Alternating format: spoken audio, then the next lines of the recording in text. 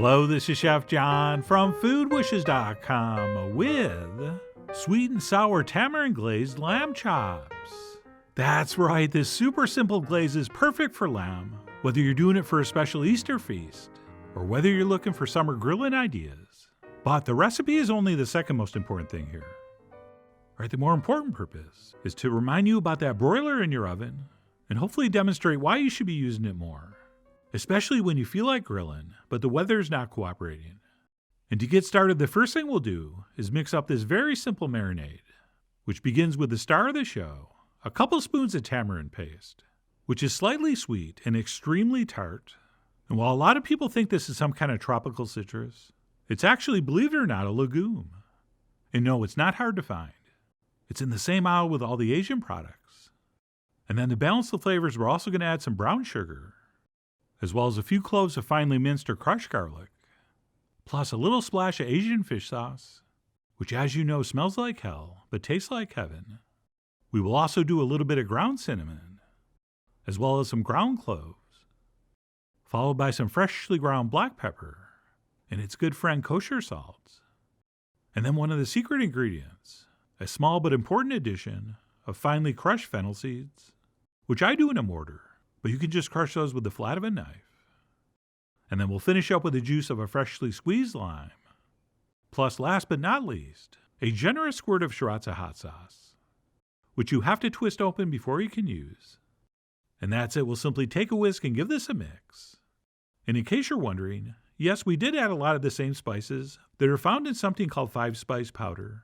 So if you have some of that, you could use that instead. Or just do what I did. It was really good. And then once we have that mixed, we'll go ahead and grab our lamb chops. And for this, I'm using loin chops, which are thicker and fatter, and my favorite kind of lamb chop. And they feature this little T-bone, which yes, is the exact same cut as a T-bone beefsteak. And as far as broiling or grilling are concerned, I much prefer these loin chops over those tomahawk-shaped rib chops. But those would still work, so it's up to you. I mean, you are after all the Sherry Lewis of how to do this. But either way, we'll go ahead and transfer those into our marinade, and we will toss those around until they're thoroughly coated. And once they are, I'm going to go ahead and settle those down into one layer, at which point we'll cover these and refrigerate them for a minimum of 4 hours. Although longer is fine, including overnight. And even though they just barely fit, I'm going to do these in the bowl.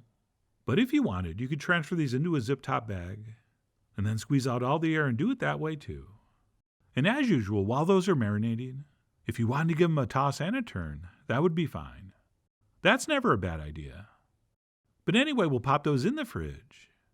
And then 4, 6, 8, 12, whatever hours later, we'll go ahead and transfer those onto a lightly greased, foil-lined pan, which is how we want to set things up to go under a broiler, which is one of the best and most underused ways to cook meat, since all a broiler really is an upside-down grill. So once we have our chops placed on and evenly spaced, we will head to the stove. And we want to do this on the highest heat setting, with our meat ideally about 7 to 8 inches under the heat. Oh, and make sure that's been on for about 10 minutes before you start, so it's nice and hot. And what I usually do is go about 4 minutes for the first side, and about halfway through I like to turn the pan, just in case any spots are hotter than others.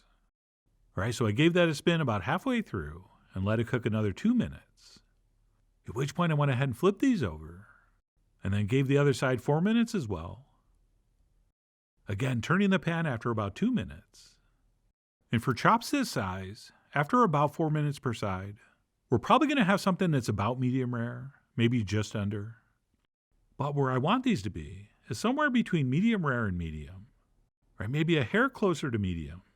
So even though these look fairly amazing at this point, I do want to give them another minute or two on each side. But before we do, we should paint over any of that excess marinade. So I went ahead and brushed that over and then turned them over, and then brushed that on the other side.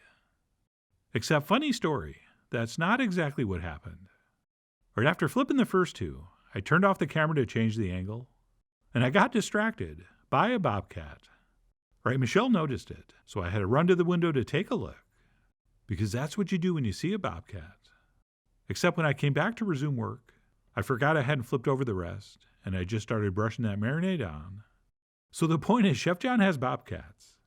And more importantly, before we broil these for those last couple minutes, we definitely want to paint over any excess marinade on both sides.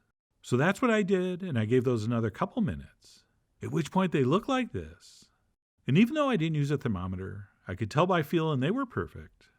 And once they are, what we'll do is cover these loosely with foil, and we will let them sit for 5 minutes to really finish cooking, and for that meat to relax a little.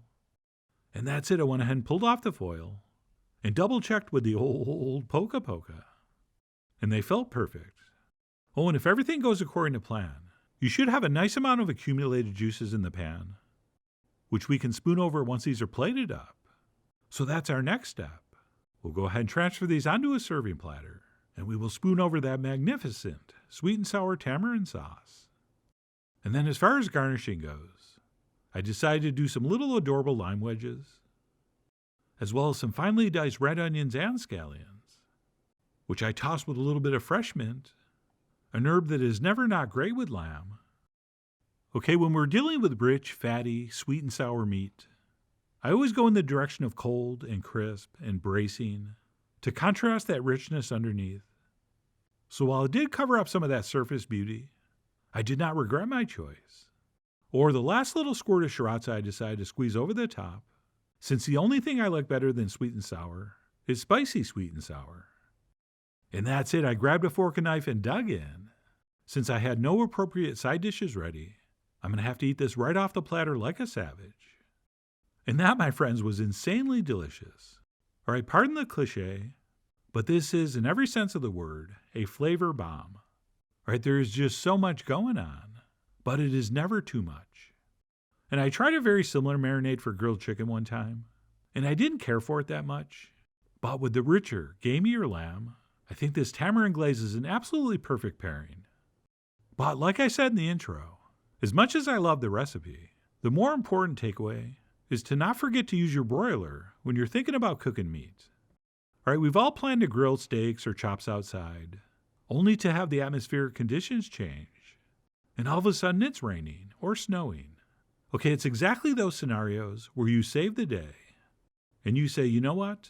We're going to turn on the broiler, and we're going to cook these chops just like Chef John showed us in that video where he got distracted by the bobcat. But having said all that, if you're just not into broiling and the weather's nice, you can absolutely cook these on a grill. But no matter how you cook these, I loved absolutely everything about this sweet and sour tamarind glaze, which is why I really do hope you give this a try soon. So please follow the links below for the ingredient amounts, a printable written recipe, and much more info as usual.